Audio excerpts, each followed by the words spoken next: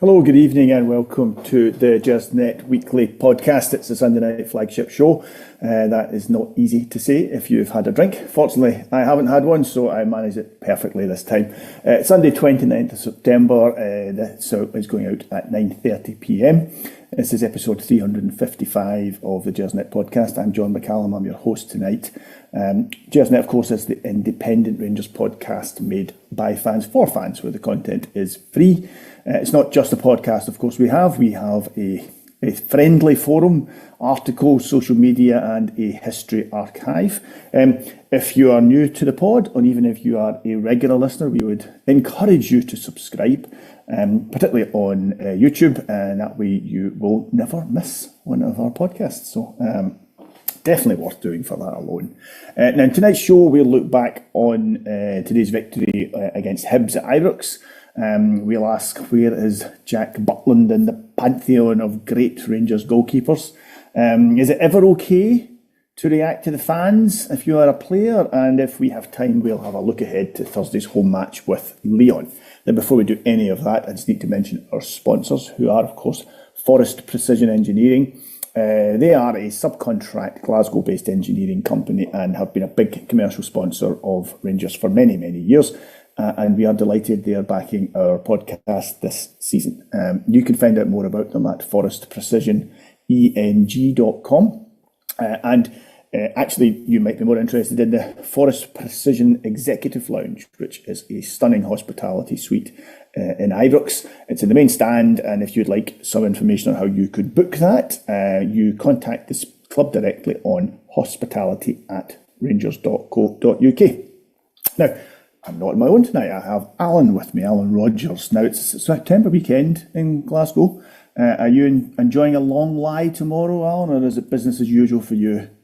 I wish. I know I'm working tomorrow, unfortunately. Yes. I think my office is actually shut, but I have some business to attend to in Edinburgh. So, been an early night for me tonight, I'm afraid. Some business to attend to in Edinburgh. Is that Hibs fans you have to go through and abuse, or actual real business? I could tell you, but I would have to kill you. Yeah, so. That's fine. And I'd rather you didn't kill me tonight. But we'll leave that to the people in the comments as usual. Listen, let's have a look at today's game. Let's start with the Hibs game today. An early kick-off, which always leads to a flurry of texts, if your phone's anything like mine, as folk try and predict our starting lineup. Nobody I know got that 11 right. Jeff Day, left back, I don't think that was a big surprise that he was going to come back into the team. But Raskin starting, Dessers on the bench. There was a couple of other surprises in there. What did you make of our starting lineup? Were you surprised? Maybe you weren't. Maybe you expected a raft of changes after Thursday night. Yeah, I mean, I certainly hoped for a raft of changes. We're in this period now where it's 3 games in 8 days. A lot of the squads that we've brought in won't be used to that kind of schedule. So I think it was important that we did ring a few changes today. I was glad to see Jeffy back. I was glad to see Raskin getting some minutes. Glad to see McCausland in the starting lineup, even as a reward for his performance on Thursday night, because we need to freshen it up, and I know we'll come to it, but I think you could see as the game wore on today, there was some really tired legs out there. So it was important, I think, just to get some fresh legs into the side. Again, Jeff to get man of the match. I don't think that was a surprise, given he didn't play on Thursday, and he was one of the few that still looked quite fresh. We know he's energetic and he gets something down the wing anyway. But I thought he really stood out primarily just because he was able to run for 90 minutes, which a lot of his teammates weren't able to do for understandable reasons, I would suggest. Yeah, it's an interesting point you make there about Jeffy, because I think he's looked good this season. It's still early. It's only September, but he's had a decent start to his Rangers career. He's come in, and I think probably the biggest compliment you can play him is we're not missing Redvan, who's taken a while. I know he's been lucky with injuries, but it was really only second half of last season that you started to think there is a player in there, and I was not convinced about him for a good 18 months. But if both were fit, I think Jeffy probably would be your first choice just now. I'm really quite pleased with how he's done. But that's an interesting point you make about the fact that because he didn't play on Thursday night that you really did notice that today. Yeah, because everything good was coming down that side of the park.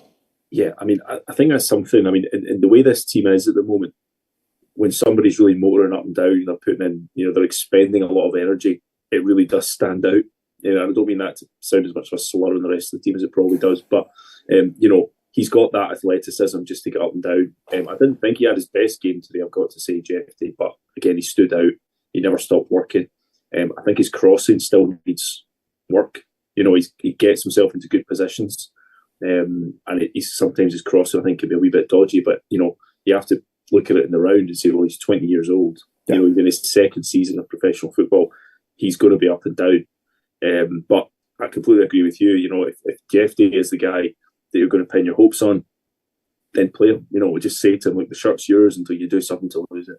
If Ridwan was fit, I'm not sure he will get back in the team right now. And if that's what we want to do is try and develop Jeff Day, then we need to give him minutes. We're not going to develop players by giving them 20 minutes here and there. We need to give them time to settle in, and with that will come erratic performances. But we're just going to have to put up with that. The squad is just in that phase at the moment where we're just going to have to tolerate those, unfortunately. Talking of developing players, Igamani, what are we calling him? He was Igamani, but I noticed today he wasn't being called Igamani. That made me sound like somebody who didn't know how to say his name properly, which is what I am. I presume it's Egaman. Egaman. I'm presuming, Egaman. But I felt that's how they were pronouncing it in Sky today. So I guess they probably knew more than I did. Either way, whatever we call him, I think his place in the starting 11 was probably the biggest surprise. How did you feel he played? What did you make of his 54 odd minutes?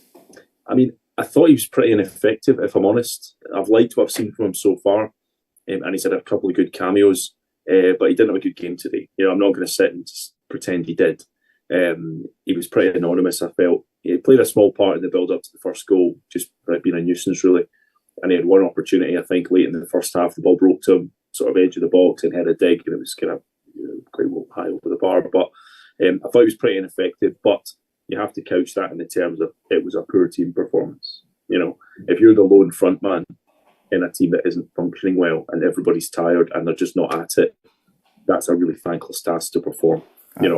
So certainly not judging him on this, but I'd like to see him starting in a game with a team that's a bit full of confidence and is firing and is moving up the gears. And we didn't have that today. And I thought he cut quite a frustrated figure. I thought he was started to drift wide and sort of drift deep a bit, trying to get on the ball and trying to make things happen.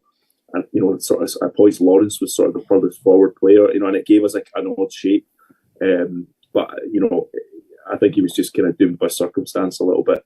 It was a difficult day to make your first start with a squad behind him that really wasn't creating anything for him. Literally first 15 minutes, I don't think he touched the ball.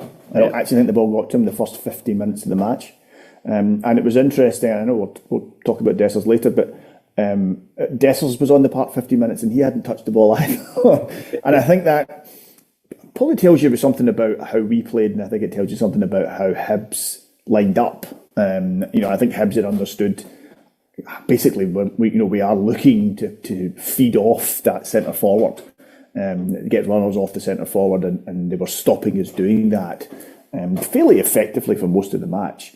Like you, I thought Egaman looked pretty decent in the kind of snippets we've seen of him. He looks like he's a nice touch, quite direct, powerful guy, and I was quite interested to see what he would be like starting. But yeah, I think the 54 minutes he was on the park have probably boosted Dessers' career more than his own so far. But like you say, it's early.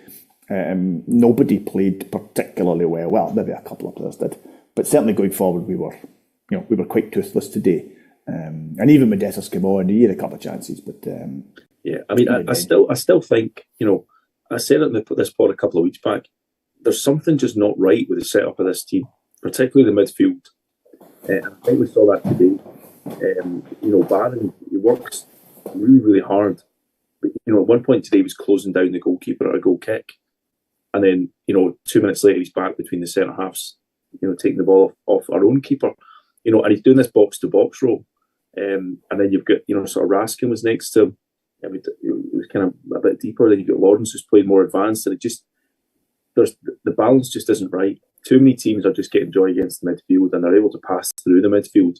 And we've been seeing it every game this season, basically. One pass splitting our midfield and putting the opposition clean through. Celtic exploited it, unfortunately, with ease. But we've even seen Motherwell and Ross County do it to us. And I thought Hibs threatened to do it a couple of times today as well, just bypassing the midfield. It's just, a hark back to the days of, Davis and Kamara and Jack, just three guys that would play in a line and just would keep the ball. We're just missing that stability, I feel. We need someone in that area that can just put their foot in the ball and just dictate the tempo. Barron kind of trying to do it, but he's also trying to be this dynamic box to box. And I think it's just upsetting the balance of the team. It's interesting. The lack of chances for the centre forward today, I thought, was really indicative of that. And again, just losing the grip on the game as it went on, I thought was indicative of that. I know we brought on Sterling and we reshuffled the pack and tried to sort of plug some gaps. And we did eventually get a grip back on it in the last 10 minutes. But, a team like Lyon, if we play that way, that loose against a team, I know we'll come to that game, I think that could be a really difficult night. And it's just something I think we need to rejig urgently before we get a real sore one somewhere. Yeah, it's interesting you raise the midfield, because I think that is part of our issue just now. Our midfield don't score goals. Yeah, and there are no goals coming from our midfield. I suppose if you class Lawrence as a midfielder, perhaps, but I don't really think of Lawrence as a midfielder. No, it's just not his forte. We saw it again today. Lawrence in and around the opposition box has always been a pretty decent contributor. Yeah. But anything further back from that, he kind of loses his impact. Yeah. He can't track runners, really. He's not a workhorse. He doesn't have defensive nous. Anything like that. He is an attacking midfielder, the old AMC. The number 10 suits him. Clearly it's suiting him because he's making a decent contribution this season. Yeah. But it just leaves two behind him who inevitably are playing against four. That's just the way, domestically, the way it works.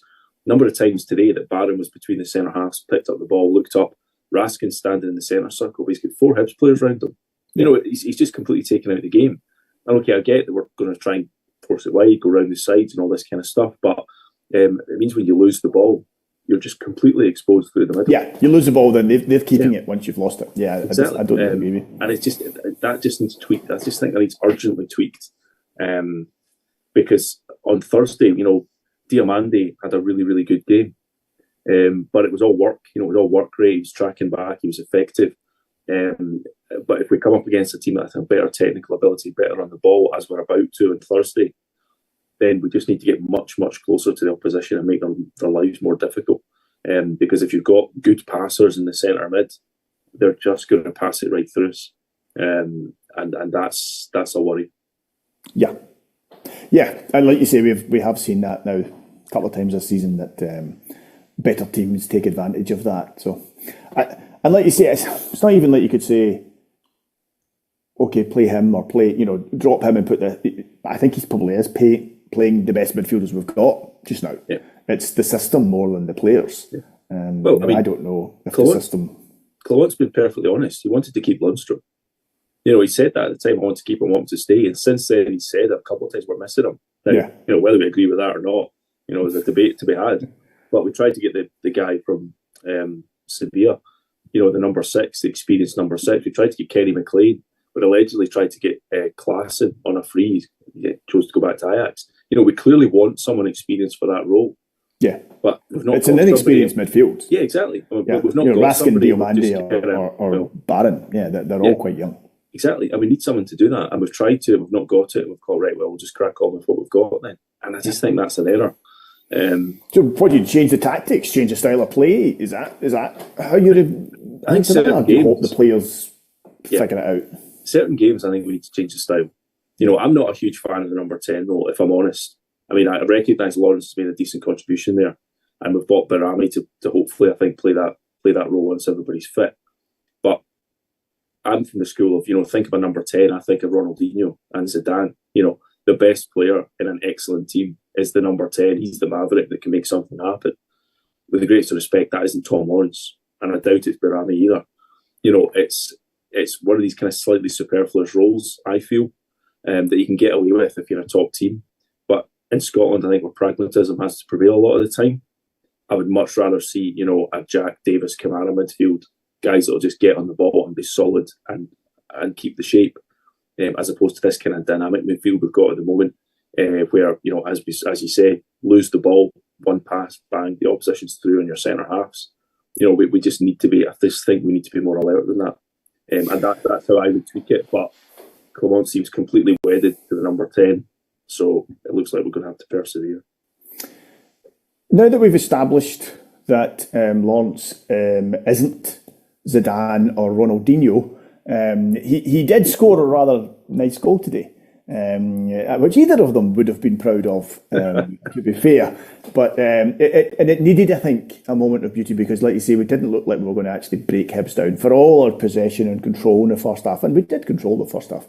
We weren't creating a lot of chances. It was a wonderful finish from a player who I think is still to win over the Rangers support, despite the fact he's been here for a few seasons now. But I think he's still to maybe win over the Rangers support entirely. But he's actually had a decent start to the season. He's contributed some important goals, and today was no exception. And today's goal was a thing of beauty, to be quite frank.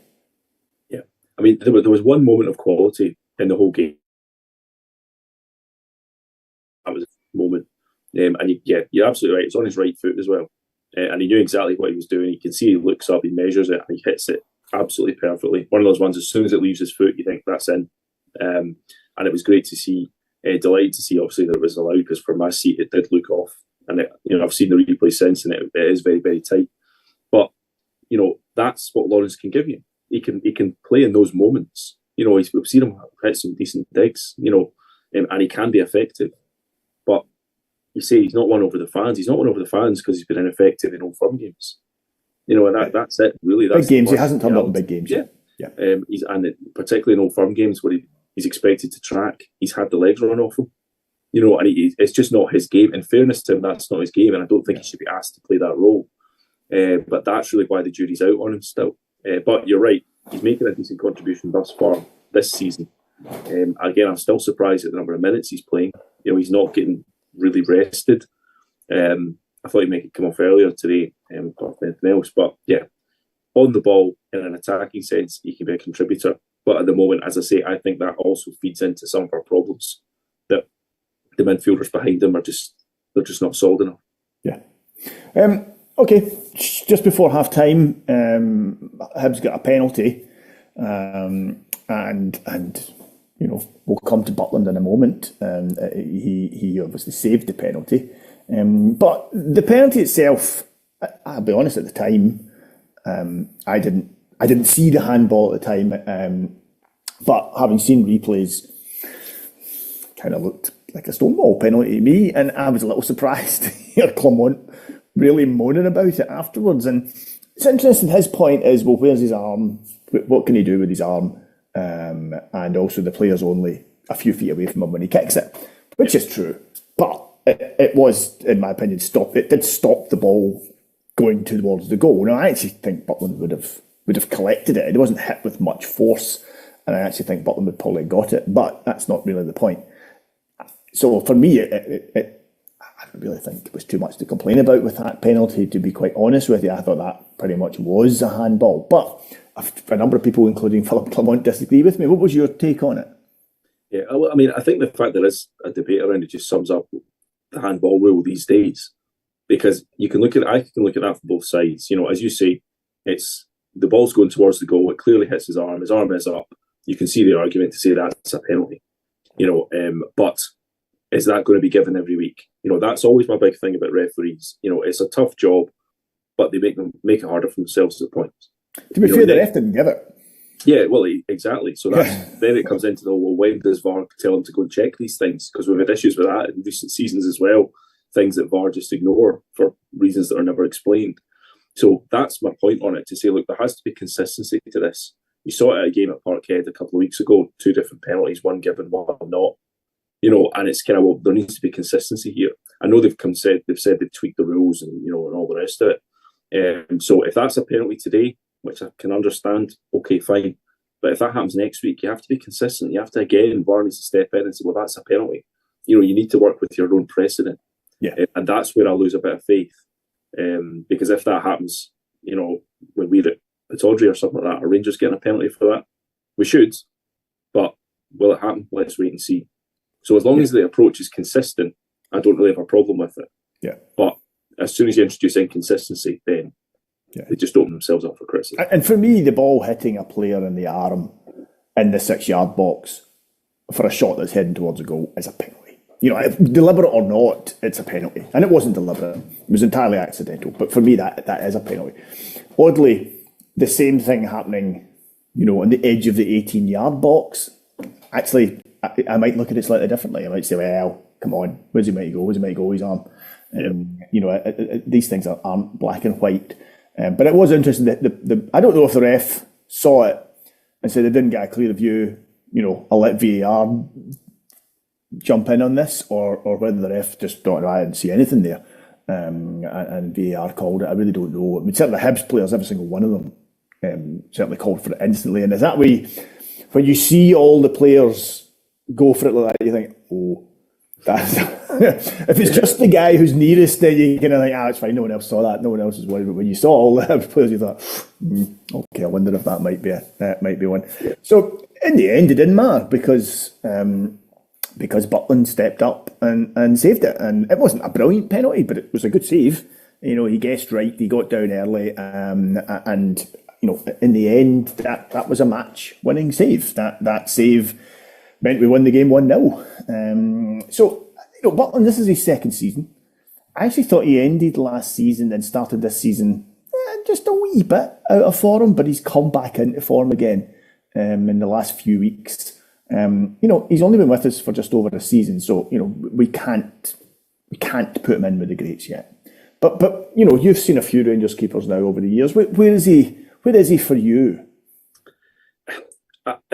For me, he's still got a bit to go, if I'm honest. I like him. I like that he's vocal. You can see that he's vocal on the pitch. As you say, I think his form in March, earlier this year, completely tanked, if I'm honest. The whole team did, really. The whole squad's form tanked at the same time. A really, really strange phenomenon. But I think his form just went. We saw the cup final. He was culpable in the cup final. And in those big moments, I feel Butland still has to prove himself. Okay, good save today. We know he saved the penalty at Parkhead as well last season. Good save today. I thought it was an atrocious penalty. The guy running up, stops, stutters, and I thought it was, he could have put up a neon sign telling the keeper where he was putting it. It was so obvious. But Butland did well to read it, and it was a comfortable save in the end. So he's contributing, and I do like him. But for me, he's still got that way to go. He's got to turn up in a big moment here or there. Everyone looks back at Alan McGregor's Rangers career, and okay, he won a lot of trophies, but we can all remember specific individual saves he made that just made your jaw drop. Moments where he just turned up and pulled something wonderful out the bag. Butland, for me, hasn't yet done that. Certainly not done it in a big, memorable game at a crucial moment. Again, to be honest, I don't think Butland, he hasn't won an Old Firm game yet, has he?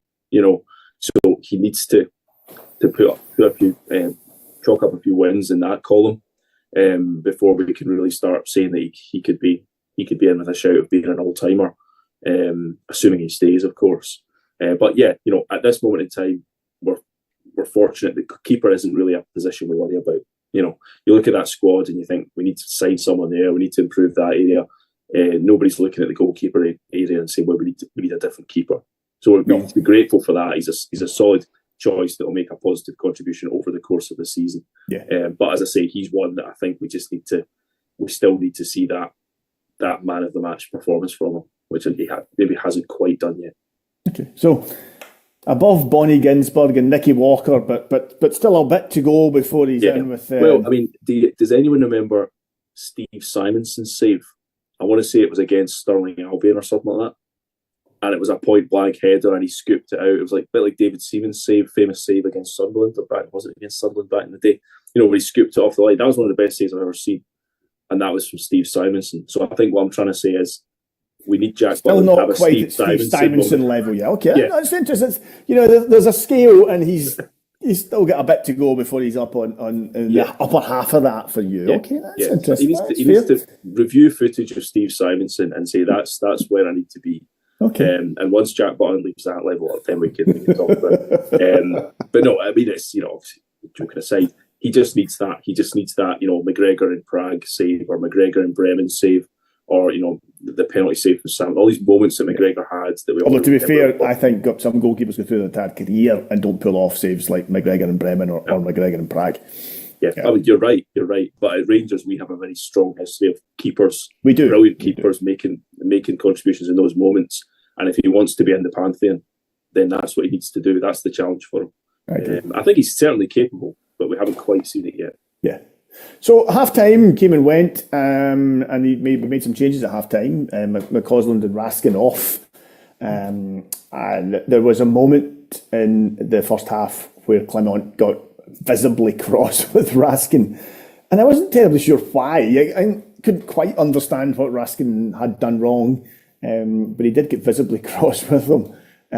So maybe it wasn't a huge surprise that Raskin get taken off. And it's not happening for Raskin under Clement, which, I don't know, for reasons of geography, you kind of thought, Belgian coach, Belgian player, that'll be good. Those two will know each other, they'll communicate, that'll be fine. But it hasn't. Raskin's career hasn't taken off the way I think a lot of us thought it might when he first joined us. And I don't know if McCausland got a knock, because obviously he didn't play all the game the other night, so him starting wasn't a surprise. I don't know if he got a knock, because I actually thought he was one of the better players in the first half. I thought everything good that was happening for us was coming down the left. I thought he was linking reasonably well with Jeffy, linking reasonably well with Lawrence. He'd a moment in the first half, Lawrence, McCausland rather, when he skinned a defender down the byline. I just thought he was playing quite well. So I was a little surprised at the changes at half time. What did you make of those changes? Should we read anything into that? I mean, I'd maybe hesitate to read too much into it, but I agree with you. I thought McCausland did okay. I mean, it's a real bugbear of mine when players play out of position, and you can see that McCausland's nowhere near as comfortable on the left as he is on the right. But yeah, he had a few good moments today. So I was a wee bit surprised he was taken off. He got the assist for the goal. It was his ball through to Lawrence that led to the goal. So, he was contributing, and I was a wee bit surprised he was taken off. I thought Czerny might come off. Raskin, again, he's just not getting involved enough. He's one of these players, when he's on the ball, he can kind of be neat and tidy enough. But he's always one of those guys that's always a 5 out of 10. He's never really, he's yet to do something particularly special in a game. Or take it by the scruff of the neck and he's dominating this midfield. He just hasn't ever done that. Yeah. And maybe that's why Clement just holds him off. He's just not contributing enough. But what I should say is I thought bringing on Dowell, you can see the logic in that Dowell's more attacking and play with his head up more. But I also thought it didn't work. I thought we lost a good grip in the game once Raskin went off. Yeah. Putting Dowell in there with Barron. Again, it's this midfield balance I keep droning on about. It just wasn't right. And Hibs started to come into it. And I think partly that was because Raskin had gone off. Although he wasn't really shining, he was doing the basics well enough and was just in his position. But as soon as you introduced Dowell and he's more advanced, then I just thought Hibs were just getting right in on top of us. So it didn't really work for me. And again, it's something I think Clement still needs to work on. We lost momentum in the second half. But there was a slackness in our play. I mean, 2 or 3 times we passed the ball out of play or we just gave it away, which was something we weren't really doing in the first half. And that's something we've seen this season. Us play for a half, play well for a half, and then play poorly in the second half. And I understand why that's happening. Do you think we were lucky to get the win today? Difficult. I think we probably just eked it. I thought he probably just deserved it. Desser's missed a snip. I know it was a great save from the keeper, but we should have put it beyond sight. Should have been 2-0 there. Obviously, Hibs missed the penalty, but you've also got to say right at the end, I don't know who it was, but Hibs had a headed chance. The cross get put in, the guy comes on, heads it, and it goes just wide. It looked like it was in from my seat. I think the Hibs fans cheered it as well because it came back off the boards. He should have scored it. and he should have scored it, and it's one of those things that if they had equalised and that had finished 1-1, could we have too many complaints? Probably not. But at the same time, we did have chances and we should have put it away earlier before that even happened. So I thought it was quite an even game, which is in itself is a worry because it doesn't look like a particularly good Hibs side. When I saw the lineup, I wasn't particularly concerned about it. I know their form's been poor. So for a Hibs side that's at that level to come to Ibrox and start bossing us at least for a half, it's not a good omen, even with tired legs after Thursday night. So it's just, throughout the course of the season, you're going to get games. You don't play well, you just need to get the points in the bag and just never speak of the game again. Today was one of those ones. Nobody's going to be looking back, watching the highlights of that game. But it's 3 points. It's 3 vital points. So let's just move on. Yeah, goal of the season, mind you. So don't forget that. Czerny, you mentioned earlier that you thought he might have gone off at half time, and I actually thought he might have gone off at half time as well. I didn't think he was having a great game. He was patchy. He had moments, but overall, I think he was patchy. And in the second half, in particular, he was off the pace. Now I don't know what your view of it was, but there was that moment in the game where the crowd were getting restless. It wasn't going our way. The game had allowed Hibs to come back into it. Hibs looked more likely than us at that point.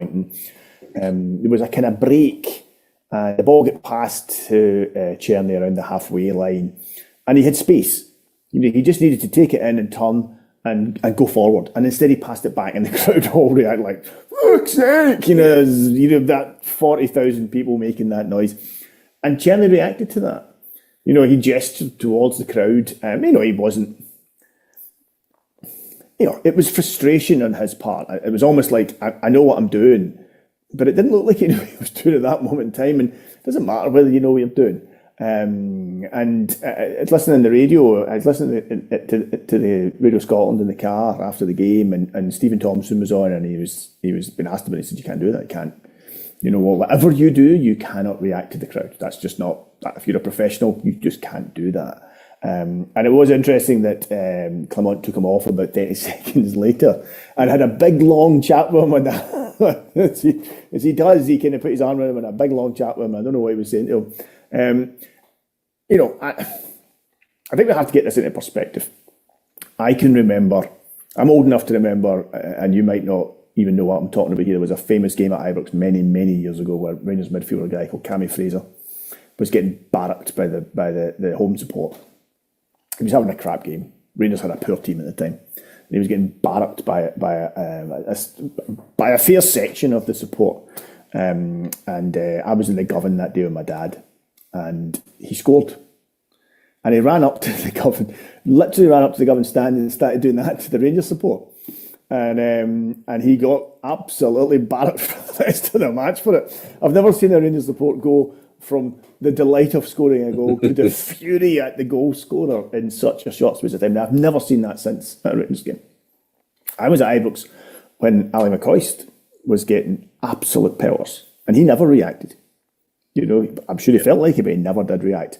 He kept it, he used it, this is Czerny's not the first player, and he wasn't even like he was getting barracked. It was a one-off frustration that he didn't do more with it. It's not like he's been getting it in the neck every week.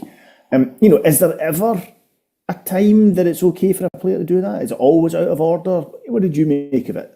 Do we make anything of it? Is it just that? Yeah, it's one of these things? I'm minded just to not make anything of it in those circumstances. As you say, it was a moment in the game where just the way the game was, the fans could see that the pass was on. He couldn't. He took the easy option by passing it back the way, and the fans were off. Yeah, it wasn't, that's exactly what it was. Yeah, it wasn't a kind of a directed at him as some sort of abusive comment or something like that, and he wasn't being booed or harangued. It was just frustration from the fans because it was a promising attack and he just didn't spot it. So it's one of these things. It's happened before. It'll happen again. I think he just needs to wind it in a wee bit.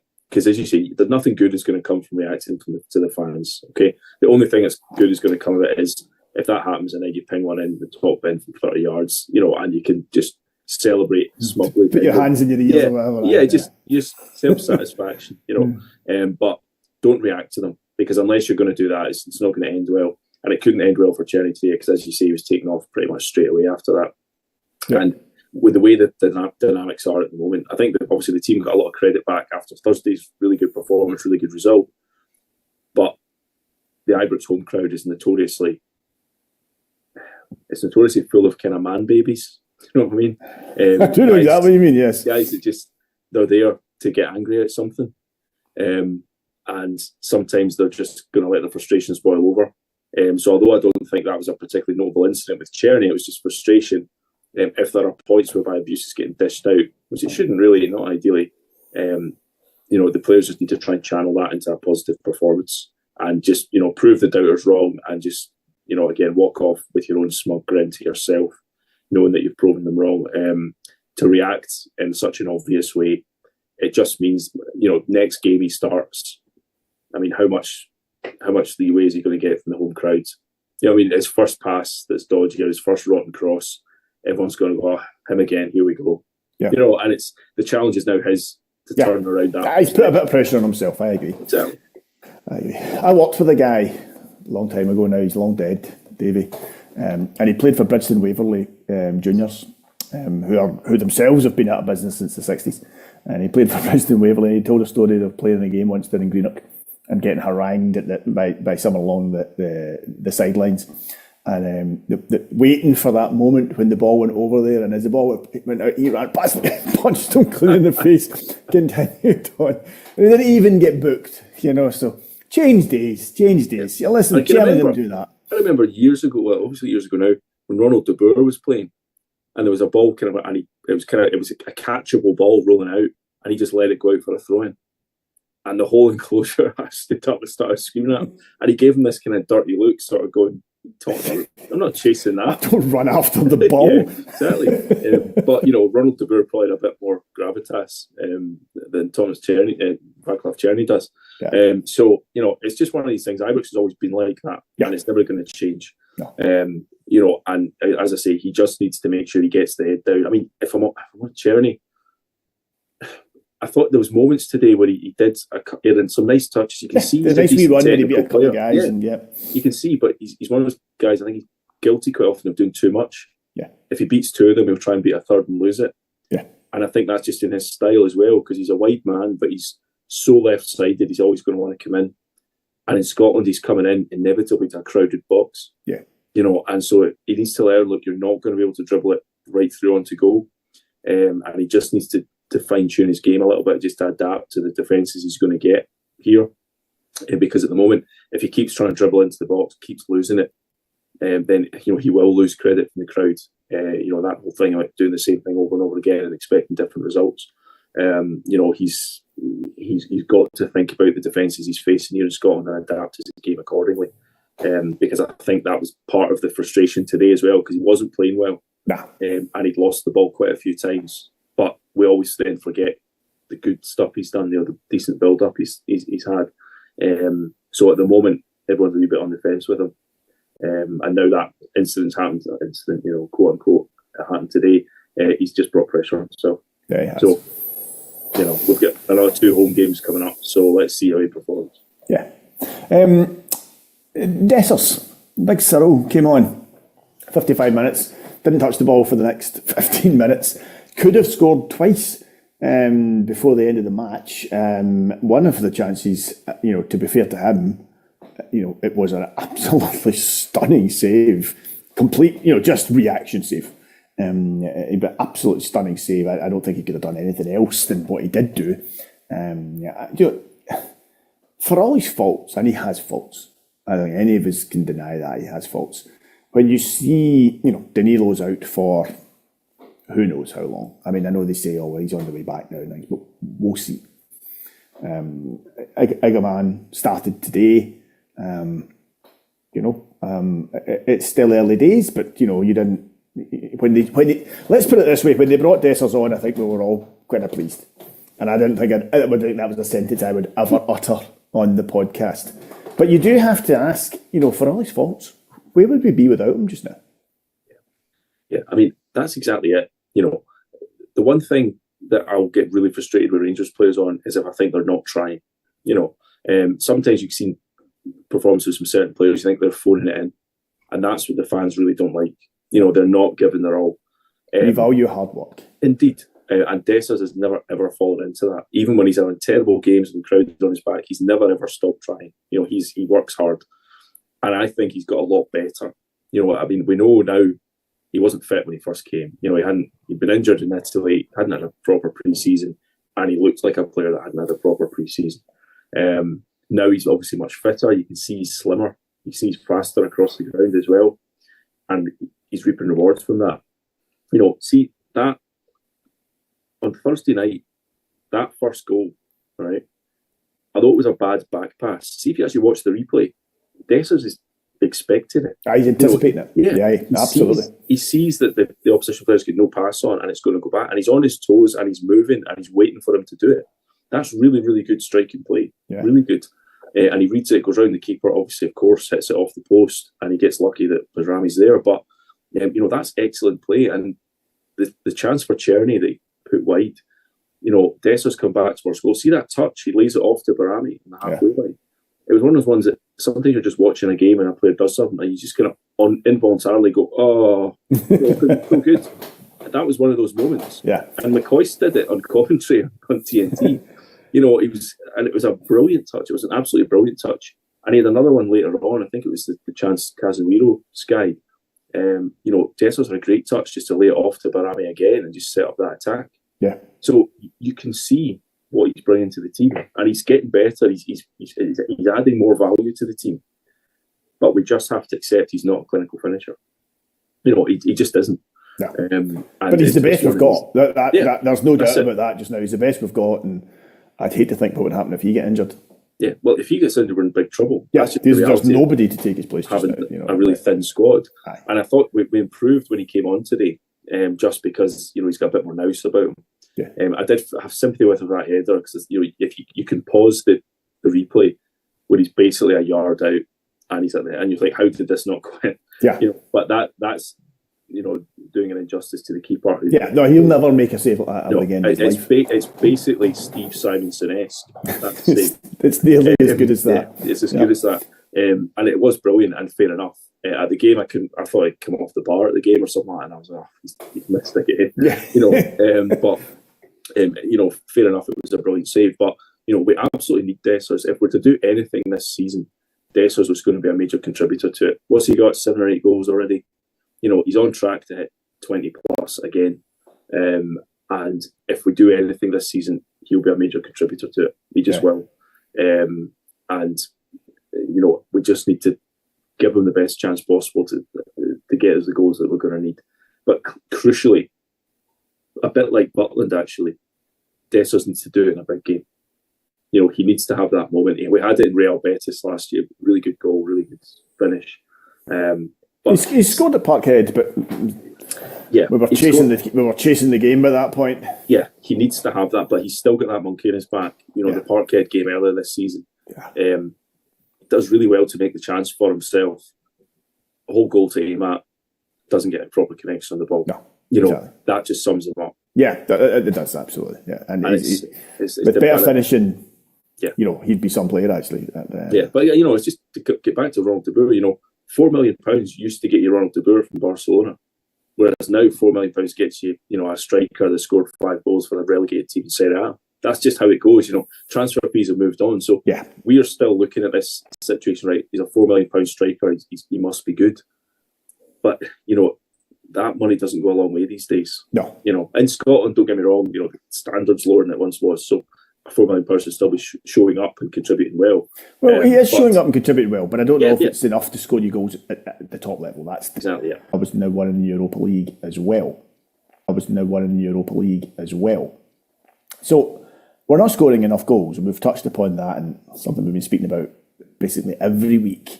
Is that we are not scoring enough goals. If Dessers doesn't score, you don't know where the goals are going to come from.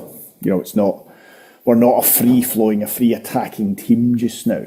But I tell you what, we're becoming hard to score against. I didn't actually think. I thought there was moments today when both Proper and Suter gave the ball away kind of easily. But bloody hell, they win in headers. They're making blocks. They're doing they're doing the defensive work pretty well. They are doing defensive work pretty well. We've got a kind of back five now that pretty much picks itself if it's fit. Is it the strongest area of the team? And, are you impressed with our defence just now, or do you think it's been easy games so far. Let's see how they do it against a hard team. Yeah, I mean, kind of on the fence, if I'm honest. There's no doubt the defence has got better. Defensively on Thursday night we were really good. Today, some good moments. I still think our organisation at set pieces is ropey. And we've got this horrible habit of not clearing the first ball at a set piece and it dropping to a Hibs player or an opposition player completely unmarked in our box, which happened several times today.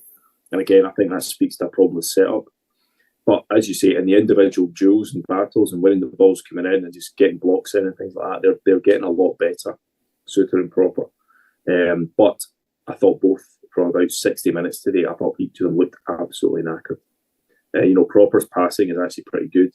I think he put it out of play 2 or 3 times. Yeah, a couple of times today. Yeah, no pressure passes as well. They won't let you back in Holland if you're passing like that. Exactly, and I just thought that was indicative of a guy that's just tired. It's just his legs just aren't there. And I was a wee bit surprised Ballington didn't come on just to shore us up. But they're getting better. They are getting better. But just like we keep saying, it'll get boring for everyone listening. But same with Butland, same with Dessers. Big games. Leon is going to be a step up. It's Lacazette that plays up front for them. And they've got the guy, centre mid, whose name escapes me, used to play for Man U. Nemanic, Vidic, not Vidic, yes. Matic, that's it. Something Matic, yeah. Yeah, really good players, and we just need to be really at the top of our game. Malmo were a decent side, but Leon will be a step up. There's no question about that. And that's where the test comes, because frankly the test that Parkhead was a complete failure. Yeah, we did not pass that test. Defence was rotten. So they still need to step up in big games. And we've got Leon coming up. We'll have Pataudry next month, I think, as well. Then you've got League Cup semi, League Cup final. These are the big games that they're really going to have to prove themselves. Can they do it? I think they can. But, we need to wait and see. So, Olympic Lyonnais, as I think they're actually called, but we'll just call them Lyon from now on. They've had a kind of mixed start to the season. They won today. They beat Toulouse today, who I don't think are having a particularly good season. I can't claim to be an expert on the French league, but looking at it, Toulouse look like they live up to their name more often than not. But Lyon beat them today. They won last week and had a decent victory through the week against Olympiacos, I think it was, in the Europa League. Like you said, I'm expecting a step up from Malmo. I think the French league is better than the Swedish league. As simple as that. And for all they're having a mixed start to the season. They've won the last 3 games. They're a big team, Lyon. Lyon are a big team in France. They are considered one of the big teams. They're considered one of the good teams. I think they made the French Cup final last season. How do you see Thursday going? It's a funny thing about Thursday nights at Ibrox, because they're going to play differently from Hibs. They're not going to set themselves up like Hibs. They're not going to set themselves up like Dundee. They're coming to Ibrox looking for a victory. And knowing that probably player for player, they're better. I didn't realise he was there, that Wilfred Zaha. It used to be at Crystal Palace. He's at Lyon now. He's a cracking player. I'm surprised that he's at Lyon, actually. I thought he would be playing a better team than Lyon. The guy Maitland-Niles, who was at Arsenal for a number of years, the guy who's played 5 games for England, he's at Lyon now as well. Matic, who you mentioned, Lacazette, who you mentioned, these are top players. I think both Matic and Lacazette are probably coming towards the end of their career, certainly Matic is. But the position he plays requires experience. He is that kind of player. I think it's about anticipation, it's about understanding, it's about dictating rhythm rather than running and running and running. Lacazette was, he was pretty good for Arsenal for a while, but he was a troublemaker at Arsenal. And one of the first things Arteta figured out was that he was the source of some problems in the dressing room, and decided to make some changes, and he was one of the changes they made. So he can blow hot and cold, but he'll be as good a striker as we faced so far this season. So Thursday nights at Ibrox are different because we get a chance to play. We're not playing against 10 men behind the ball. We get a chance to play. We get a chance to go toe to toe, and that's often brought out the best in Rangers teams over the last few seasons. Undoubtedly, our best performances have been in Europe over the last 3-4 seasons. Our record against Lyon though is patchy. We've played them twice at home and lost twice. Once get gubbed 3-0.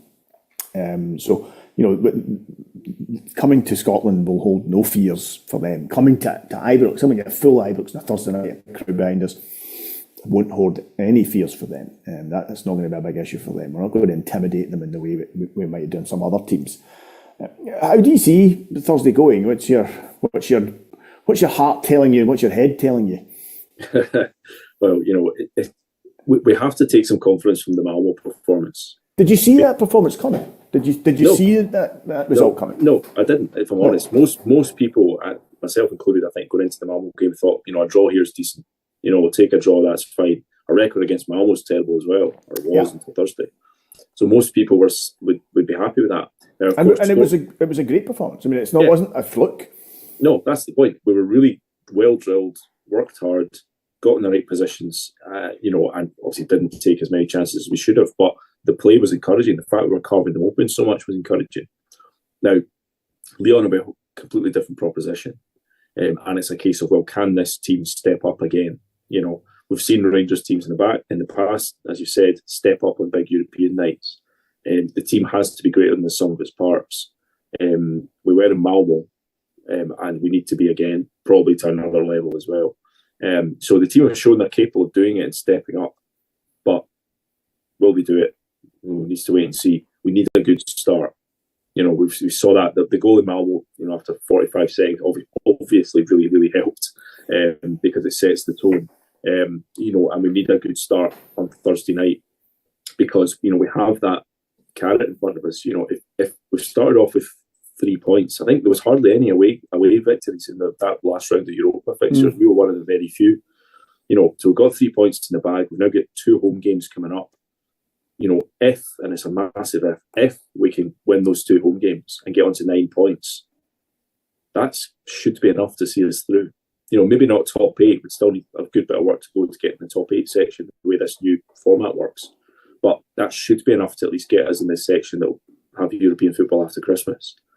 And that would be huge for us. And then it takes some of the pressure off, the Spurs and the Man U games that, are looking pretty ropey. It takes the pressure off that if we know we've got qualification at least in the bag. So we need to take this chance. We need to take it. And the team have shown they're capable of stepping it up, and they're going to have to step it up to another level on Thursday. If we give away the level of chances that we did today, I know Hibs didn't really have any great, glaring misses, but balls dropping in the box and things like that, and last-minute blocks and things like that, and sort of relying on Hibs players being not very good. If you give that to Lyon, you can absolutely see they'll just slam it in the top corner. Yeah, no, absolutely. They're far more clinical than and you've got, you'll have someone like Matic, highly experienced, he's a big rangy guy. It's up against Connor Barron. It's a huge task for Barron. I'm not saying he's not capable of stepping up to it, but that's a really big ask for him. Yeah. I just want us to be just much more solid in the middle. Again, do we really need a 10 on Thursday night? Do we really need that? I don't know. We'll have to look at it because a team with Lyon's capability, if we give them space to pass the ball, they'll rip us apart. Yeah, I agree. If we are as careless with the ball against Lyon as we've been at times today and in other games this season, we'll be punished and punished quickly. We've still got that horrible habit. It's something we've done over the past few years. We've lost goals from big games in it. That fullback or somebody just passing it straight into the centre circle without looking.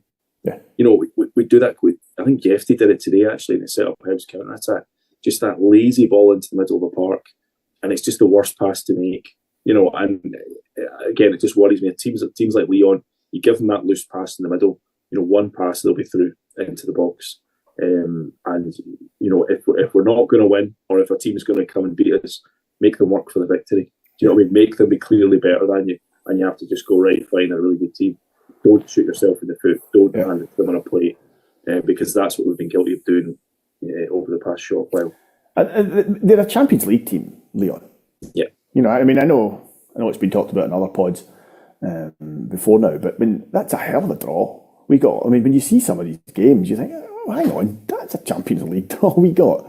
Yeah. There's some tough games, and this is a tough game, even though we're at home.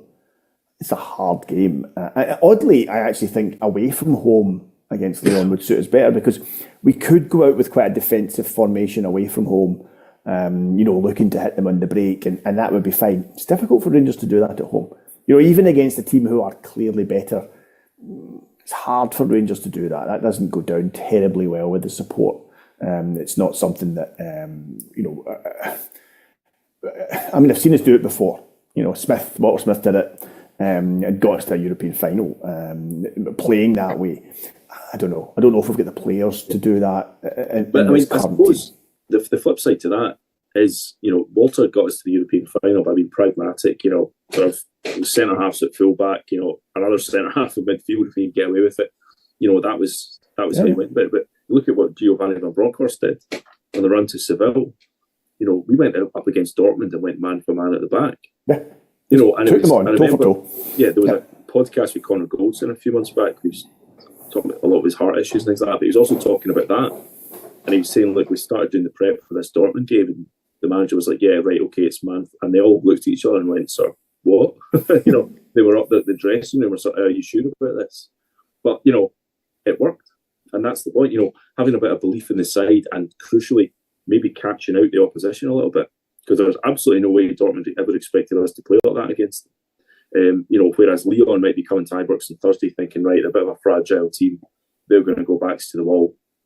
They feel they can attack. Whereas if suddenly we're taking the game to them, maybe that's the way to catch them out. Or the maybe that's the way to commit absolute suicide, go far too attacking, and they just rip to shreds and it's 3-0 at half time. That's football, isn't it? So I don't envy the manager and trying to tailor his approach to this particular fixture. But as you say, if we're just camped in our own box, desperately clearing from the first minute, A, we're not good enough to hold out for 90 minutes to do that, and B, the crowd will probably get quite antsy again. So it's a big challenge for the players. But, they just need to step up. Let's see if they can do it. In our favour is that Clement knows French football well. He managed there fairly recently. He'll know Lyon. He'll know some of the players that they've got. He has a fair grasp of the French game, and you have to think, well, that must go in our favour. That must help in terms of preparation and understanding where the threats will come. You can see just looking at the team where the threats will come from, but it will almost certainly be of our benefit. So we'll wait and see. Look, I'll finish off. I'll just like to point out that we've faced Lyon twice in European competition.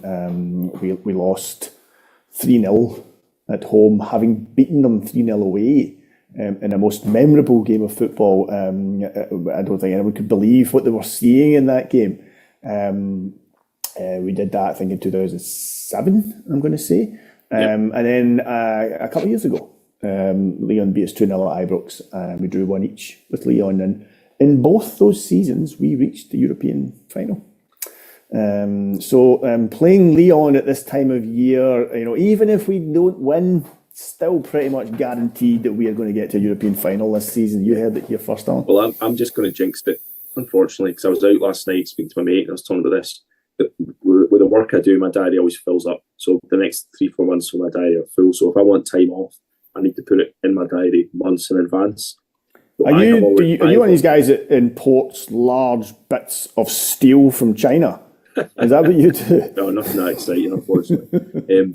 But I have now booked my work diary out for the week of the final, just in case, because I have to do it. Otherwise, I won't get the time off, just in case.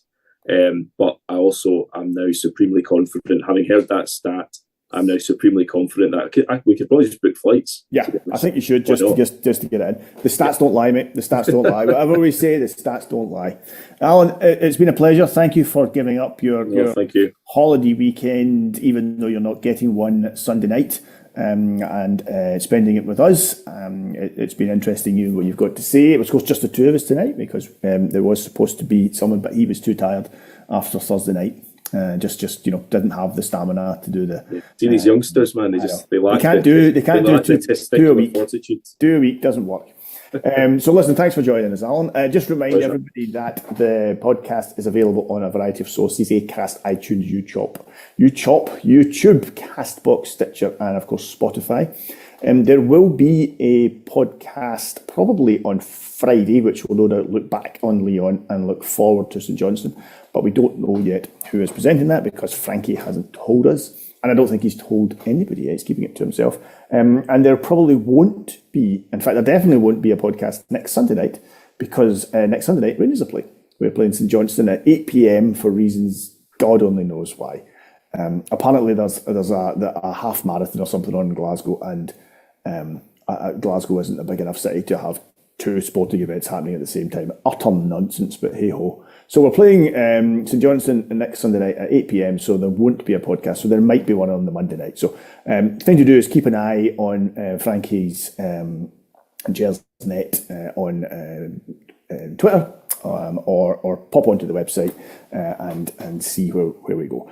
So thanks very much for joining us tonight, Alan. Thanks for listening, wherever you are, and I wish you all a very pleasant week.